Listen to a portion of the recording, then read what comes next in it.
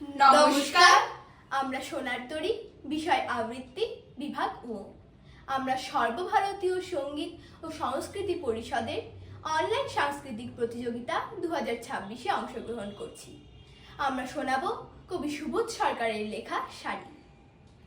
বিয়েতে 51টা শাড়ি পেয়েছিল মেয়েটা, অষ্টমঙ্গলায় ফিরে এসে আরো 6টা।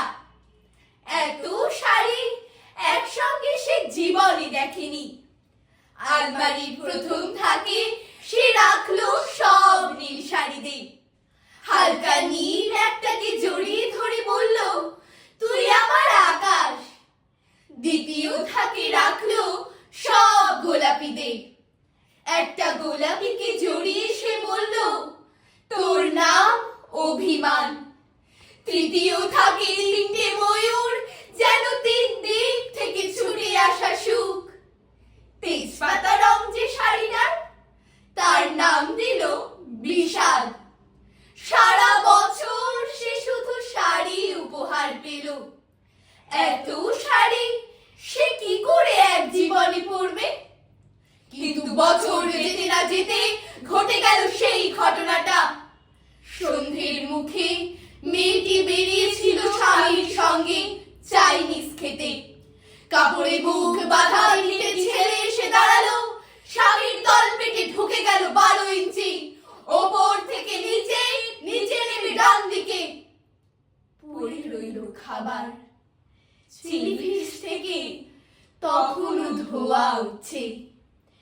এর নাম রাজনীতি, বলেছিল পাড়ার লোকেরা। বিয়েতে 51টা শাড়ি পেয়েছিল মেয়েটা, অষ্টমঙ্গলায় ফিরে এসে আরো 6টা। একদিন দুপুরে শাশুড়ি ঘুমিয়ে সমস্ত শাড়ি বের করে 6তলার বারান্দা থেকে উড়িয়ে দিল নিচের পৃথিবীতে। শাশুড়ি পরিয়ে দিয়েছেন তাকে সাদা থান। 19 বছরের একটা মেয়ে, সে একা। কিন্তু সেই থানও এক ঝটকায় খুলে দিল 3 জন। পাড়ার মোড়ে একটি সদ্য নগ্ন বিধবা মেয়ে দৌড়চ্ছে আর চিৎকার করছে, বাঁচাও। পেছনে 3 জন, সে কি উল্লাস!